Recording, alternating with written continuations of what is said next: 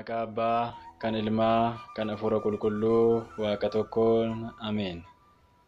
Maatii fi jaallatamtoonni Waaqayyoo Kiristoosiin Kiristaanaa Amaanu'eliin amantoota kan jedhamtan obboloonni koo biyya keessaaf alaa hordoftoonni sagalee gammachuu bakkaaf haala naannoo keessa jirtan hundumaatti nagaaf nageenyi Waaqayyoo isiniif haa baay'atu jecha ani obboleessi keessan nagaa kootii galata Waaqayyoo.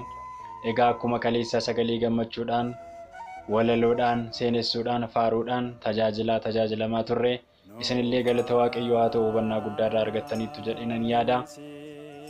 Har'as akkuma kaleessaa sana sagalee gammachuu like, share, subscribe taasisuun wantoota gadhiifaman illee asuma irratti dhageeffachuun yeroo keessan akka nuuf laattan maqaa Waaqayyootiin isinin gaafadha.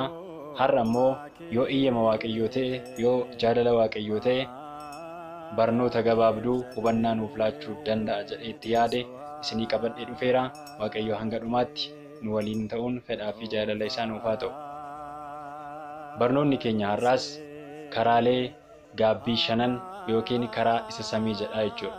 Karaan inni samii maalidha? Karaaleen gaabbii 5 nuti irra deemuu qabnu maalidha? Kan jedhu gabaabsinee waliin ilaalla. Sagalee gammachuu like, share, subscribe taasisuu hin dagatinaa. Karaa samii. Namni tokko teessoo Kiristoos balbala isa samii rukuchuuf gaabbiidhaan qalbii jijjiirannaadhaan namni tokko amanee teessoo Kiristoos balbala isa samii rukuchuudhaaf karaalee gaabbii 5 irra darbuu qabu qaba. Karaalee gaabbii 5 keessaa inni tokkoffaan cubbuu yaadachuudha. Karaan inni jalqabaa cubbuu yaadachuu yeroo ta'u, cubbuu yaadachuu jechuun immoo maal jechuudha ta'a? Cubbuu kan eenyu yaadachuu qabna? Kan keenya moo kan namootaa yaadachuu qabna? Jalqaba irratti gaabbii galuuf gaafa kaanu cubbuu yaadachuu qabna jechuudha. Cubbuu hojjenne, badii balleessine, yakka raawwanne sana yaadachuu danda'uutii qabna jechuudha. Sababiin isaayyuu yoo cubbuu keenya hin beekne, yoo yakka keenya hin beekne, yoo cubbamaa ta'uu keenya hin amanne waan jennee gaabbii gallu waan hin qabneef, waan jennee balbala sana rukunnu waan hin qabneef, balballi sun osuma nu baname maaliin akka dhufnee fi maal akka goone waan jennee dubbannu waan hin qabneef jalqaba irratti waa'ee cubbuu hojjenne, waa'ee badii balleessine, waa'ee yakka raawwanne sana yaadachuu qabna jechuudha. Karaa isa samii rukuchuudhaaf. Cubbamaa ta'uu keenya kan yaadannuu fi kan yaadachiisnu yoo ta'e Waaqayyoo dhiifama nuuf gochuuf kan amaname. Nuti cubbuu keenya amanne, cubbuu keenyas kan yaadachiisnu yoo ta'e Waaqayyoo dhiifama nuuf gochuuf kan waakkatu miti. Waaqayyoo dhiifama nuuf gochuuf kan gungumu miti. Kan amanamedha malee dhiifama nuuf gochuuf. Sana dura garuu nuti waa'ee cubbuu keenyaa yaadachuu danda'u qabna. Cubbamaa ta'uu keenya yeroo yaadannu daballee balleessaa hin balleessu, daballee cubbuu hin hojjennu. Daballee yakka hin raawwannu. Sababiin isaayyuu ani cubbamaadha miirri jedhu nu keessa jira waan ta'eef cubbuu hojjechuudhaaf miira nu keessaa socho'uu hin qabnu jechuudha. Miirri cubbuu hojjechuu nu keessatti du'aa jechuudha. Yeroo nuti waa'ee cubbuu keenya yaadnu cubbamaa ta'uu keenya miirri cubbuu hojjetu nu keessaa hin du'a jechuudha. Sababni isaa sammuun keenya yeroo nu himatu, sammuun keenya yeroo nu ceepha'u yeroo hundumaa akka cubbamaa taane yaadanna. Yeroo itti sammuun keenya nu ceepha'u, yeroo itti sammuun keenya nu himatu immoo Hafuurri Qulqulluu akka nu himachaa jirutti, Hafuurri Qulqulluu akka nu ceepha'aa jirutti yaaduu qabna malee fuula Waaqayyootti namni biraa akka nu himachaa jirutti eeguu hin qabnu. Sababiin isaa sammuun keenya nun gadhiisu waan ta'eef, badii hojjenneef sammuun keenya salphaatti gad nun dhiisu waan ta'eef. Yeroo cubbuu hojjennu sana nutti tolee raawwanne ta'uu danda'a. Daqiiqota murtaa'aniif gammachuu sa'aatii muraasaaf cubbuu hojjenne ta'uu danda'a. Sana booda garuu sammuun keenya nu gaafata. Sababiin isaa Hafuurri jiraataa Iyyasuus Kiristoos nutti baafate nu keessa waan jiruuf, Hafuurri Iyyasuus Kiristoos nu keessa waan jiruuf, Hafuurri Qulqulluun nu keessa waan deddeebi'uuf, Hafuura Qulqulluun waan jiraannuuf hin nu himata. Yeroo sanatti namni gara biraa fuula Waaqayyootti akka nu himachaa jirutti osoo hin taane Hafuurri Qulqulluu akka nu himachaa jirutti yaaduu qabna jechuudha. Akkuma abbaan keenya faaruu isaa faarsaa 51 lakkoofsa 3 irratti ani daddarbaa koo nan beekaa cubbuun koos yeroo hundumaa fuula keettidha akkuma jedhe waa'ee cubbuu keenyaa, waa'ee badii keenyaa, waa'ee yakka keenyaa beekuu danda'uu qabna. Waa'ee cubbuu keenyaa beekne, waa'ee badiisa keenyaa yaadannee fuula isaatti gaabbii qulqullaa'aa akka gallu Waaqayyo abbaan keenya nu gargaaruun fedhaa fi jaalala isaa nuuf haa ta'u. Karaa inni lammaffaa badii yookiin balleessaa warreen kaanii irraanfachuu. Yakka warreen kaan nurratti raawwatan yakka namootaaf dhiifama gochuu. Karaa isa lammaffaa badii irraanfachuu yookiin yakka namootaa dhiisuu yeroo ta'u, gaabbii galuun keenyaan dura balleessaa warreen kaaniif dhiifama jechuu danda'uu qabna jechuudha. Dhiifama gochuu qabna jechuudha. Otoo gaabbii hin galiin dura, otoo gara gaabbiitti hin deemin dura, otoo balbala samii hin rukutiin dura badii namootaaf dhiifama gochuu, yakka namootaaf dhiifama gochuutu nurra jira, nurraa eegamaa jechuudha. Nama dhiifamaa ta'uutu nurra jira jechuudha. Kunis miira keenya to'achuu fi namoonni kan badii isaan nurratti godhaniif dhiifama jechuu danda'u qabna jechuudha. Miira keenya yeroo to'annu nama dhiifamaa ta'a. Miira keenya yeroo to'annu nama jaalalaa ta'a. Sababiin isaa miirri keenya nu to'atee jennaan gara inni nu gaggeessatti deemna waan ta'eef jalqaba irratti dhiifama gochuuf, badii namaa irraanfachuuf, yakka namaa irraanfachuuf miira keenya to'achuu danda'u nurra jira jechuudha. Sababni isaa isaaniif dhiifama yeroo goonu Waaqayyo abbaan keenyas dhiifama nuuf godha. Kan barbaacha deemnu dhiifama waan ta'eef nutis immoo kan nurraa eegamu dhiifama gochuudha jechuudha. Ergi dhiifama goone Waaqayyo dhiifama nuuf godha jechuudha. Akkuma kadhannaa keenya guyyaa guyyaa keessatti Wangeela Luqaas boqonnaa 11 lakkoofsa 4 irratti barreeffamee jiru sanaan cubbuu keenya nuuf dhiisi, nutis kan nuyi akkaniif akkuma dhiisu jennee guyyaa guyyaadhaan akkuma kadhannu sana gochaan agarsiisuu danda'uuti qabna jechuudha isa kana. Karaan inni sadaffaa ergi waa'ee cubbuu keenyaa yaadannee ergi namootaaf dhiifama goone nama dhiifamaa taaneeti kadhannaa. Karaan inni sadaffaa kadhannaadha jechuudha. Kadhannaan karaa isa sadaffaa yeroo ta'u fuula Waaqayyoo dhiifama naaf godha, hinna fayyisa jennee amantiidhaan kadhannaadhaan fuula isaa itti kufuu, fuula isaatti jilbeenfachuu danda'uu qabna jechuudha. Fuula Waaqayyoo yeroo dhaabbannu shakkiidhaan akkas ta'uu danda'a, akkas gochuu danda'aadhaan otoo hin taane dhuguma Waaqayyoo fayyisaa kooti, hinna fayyisa, hinna maara, cubbuu koo hinnaaf dhiisa jennee fuula isaa amantiidhaan na dhiqii xuraa'eera, na dhiqii ani xuraa'eera na qulqulleessi jennee dhaabbachuu danda'uu qabna jechuudha. Na qulqulleessi cabbii caaraan addaadha jechuu ni danda'uu qabna jechuudha. Jijjiiramuu fi nama si fuulduratti qulqulluu ta'ee akkan jiraadhuuf hafuurri kee naa hoogganu jennee kadhachuu danda'uu qabna jechuudha. Hafuurri Waaqayyoo yeroo nu hoogganu, hafuurri Waaqayyoo nu keessatti haareffamee yeroo jiraatu namoota fuuldurattis Waaqayyoo fuuldurattis qulqullaa'oo taana waan ta'eef hafuurri isaa akka nu hoogganuuf Waaqayyoon kadhachuu qabna. Yeroo xumurrus waa'ee arjummaa isaaf kadhannaa galataa dhiyeessuu qabna Waaqayyoof. Sababni isaa umurii keenya cubbuudhaan dhumte irratti yeroo kana dabalee kan nuuf kenne Waaqayyo waan ta'eef kan ammoo arjummaa isaatiin, gaarummaa isaatiin, jaalala isaatiin baatee waan nu fideef, waan nu danda'eef kadhannaa galataa Waaqayyoof dhiyeessuu qabna jechuudha. Kadhannaa galataa gara Waaqayyootti dhiyeessuu danda'uu qabna yeroo xumurru jechuudha. Akkuma faarsaa 51 lakkoofsa 7-10 irra jirutti abbaan keenya Daawit jedhetti Hiisophii natti facaasinan qulqullaa, na dhiqinan qulqullaa, cabbii caalaas nan addaadha. Waan gaarii fi gammachuu na dhageessisi, lafeewwan koo ati cabsite ni gammadu. Cubbuu koo irraa fuula kee deebisi, badii koo hundumaas naaf balleessi. Maaloo laphee qulqulluu naaf uumu, hafuura qajeelaas keessa kootti haaressi jennee kadhannaadhaan fuula Waaqayyoo dhaabbachuu danda'uu qabna jechuudha. Amantiidhaan hinnaaf raawwata, dhiifama naaf godha, hinnaaf dhiisa jennee amantiidhaan fuula isaatti kadhannaa kanaan fuula isaa jilbeenfachuu qabna jechuudha. Amantiidhaan fuula isaa dhaabbannee dhiifama akka argannu Waaqayyo abbaan keenya nu gargaaruun fedha isaa fi jaalala isaa nuuf haa ta'u. Karaan inni arfaffaa gaarummaadha.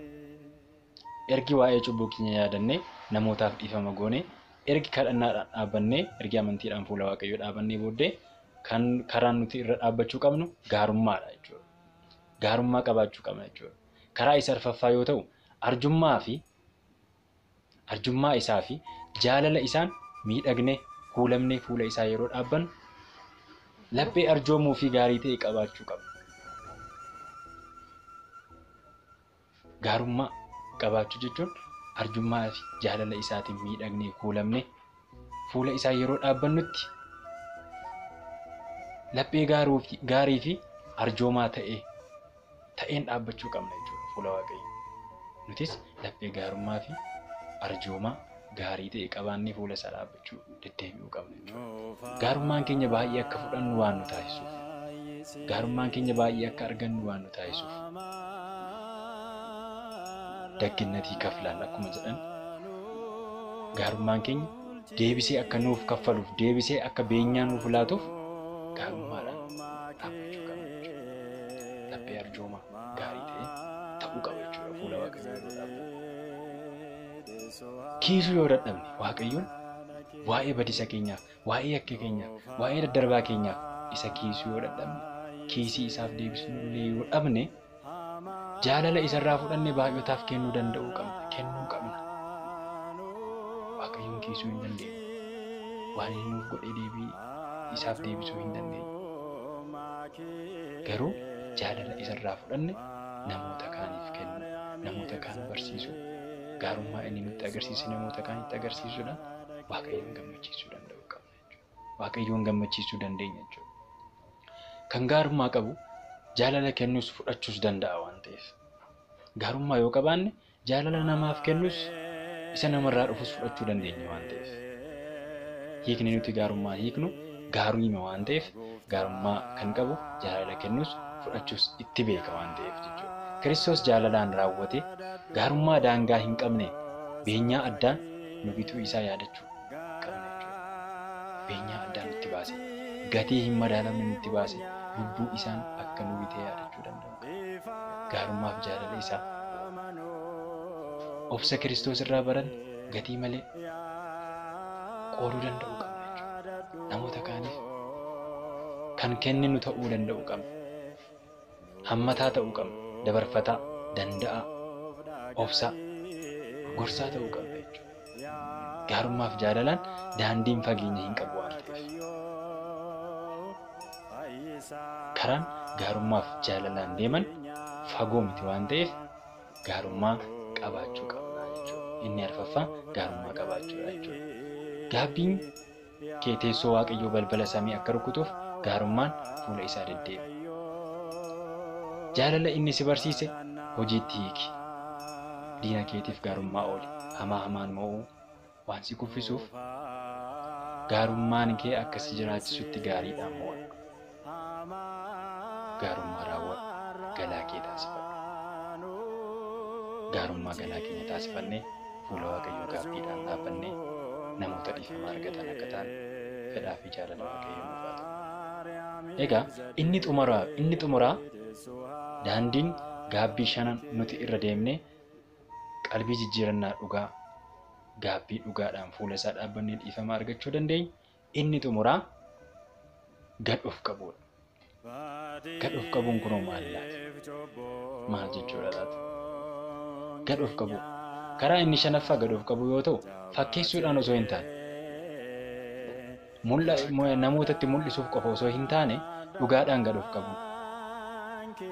Kabajni koo homaa gaarummaa hin qabu jennee irreen keenya cubbuutiin akka goo'etti fuula Waaqayyoo kan dhaabbatu ta'uu qabna jechuudha. Gad of qabu fakkeessuudhaan namatti mul'isuuf qofa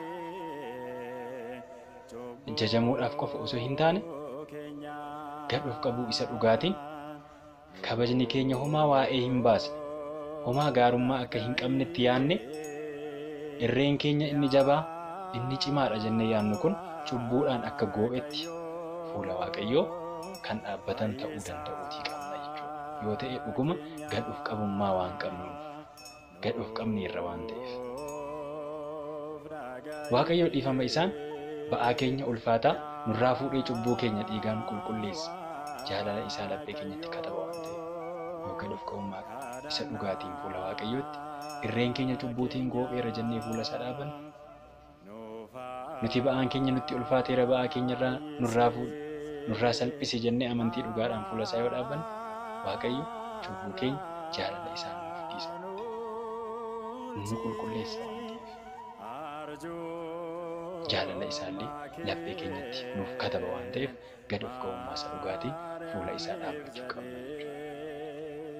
Isin warri ba'aan keessan isinitti ulfaate gara koo koottaa ani isinin boqochiisa jedhee wangeela Maatiyos boqonnaa 11 lakkoofsa 12tti akkuma nuuf barraa'ee jiru sanatti jechuudha. Egaa yaa isa karaa samii irra deemtu jireenya kee guyyaa guyyaan hundumaa yoo dadhabde kanneen kana keessaa tokko irra deemi. Garuu akka hin dhaabbanneef guyyaa guyyaan deemaa jiraachuu kee yaadadhu. Of ilaali. Guyyaa guyyaan hundumaa yoo dadhabne karaa kanarra tokko isaarra akka jiru of ilaaluu danda'uu qabna. Of sakatta'uu qabna jechuudha. Karaan koo maalirran jira? Maalirran deemaa jira? Nama gaabbiif qophaa'eedhaan kan jedhu of sakatta'uu qabna jechuudha. Waaqayyo gooftaan keenya lapheef daandii ittiin cubbuu keenya yaadannee namoota nuyi akkaniif dhiisnee dhiifamaan kadhannaa gaabbii gaarummaan gad of qabuun jaalalaan addunyaa mo'annee biyyaaf galma addunyaan osoo hin uumamiin nuuf uumamte Yerusaalem samiitti akka gallu gammachuudhaan biyya qulqullootaa akka jiraannu nu gargaaruun fedhasaa fi jaalala isaa nuuf haa ta'u. Warroota mootummaa isaaniif qophaa'an akka nu taasisu fedhaaf jaalala Waaqayyoo nuuf haa ta'u. Kakaasee kan nu jalqabsiisee kan nu xumursiise Waaqa abbootii keenyaaf galanniif ulfinni isaaf haa ta'u. Haadha isaa dubaroo Maariyaamiin ulfaataa fannoo isaaf hanga bara baraatti galanni haa ta'u. Egaa sagalee gammachuu laayik, sheer, sabskiraayib taasisuun kanneen maatii hin taane maatii akka ta'aniif hiriyoota keessan akka affeertan maqaa Waaqayyootiin isin gaafannaa. Viidiyoo kanallee hanga xumuraatti dhaggeeffachuun yeroo keessan akka nuuf laattan maqaa Waaqayyootiin isin gaafannaa. Akkasumallee diskiripshinii keessa isiniif jira teelegiraamii keenya jooyin taasisuun barreeffamoota garaagaraa hubannaa isiniif kennan ni argattu. Faaruu walaloosaa fi sagaleedhaan illee teelegiraamii keenyarraa ni argattu. Akkasuma tiktookiin keenyallee achumarra jira waan ta'eef follow taasisuun maatii taatanii akka nu jajjabeessitan akkuma kaleessan waliin dhuftan har'allee akka nu jajjabeessitan maqaa Waaqayyootiin isin gaafadhaa. Galatoomaa eebbifamaa namoota gaabbiidhaaf qophaa'anii balbala isa samii teessoo Waaqayyoo isa ta'e rukutan akka nu taasisu fedhaaf jaalala Waaqayyoo nuuf haa ta'u. Sagalee gammachuu laayik, sheer, sabskiraayib taasisuu hin dagatinaa.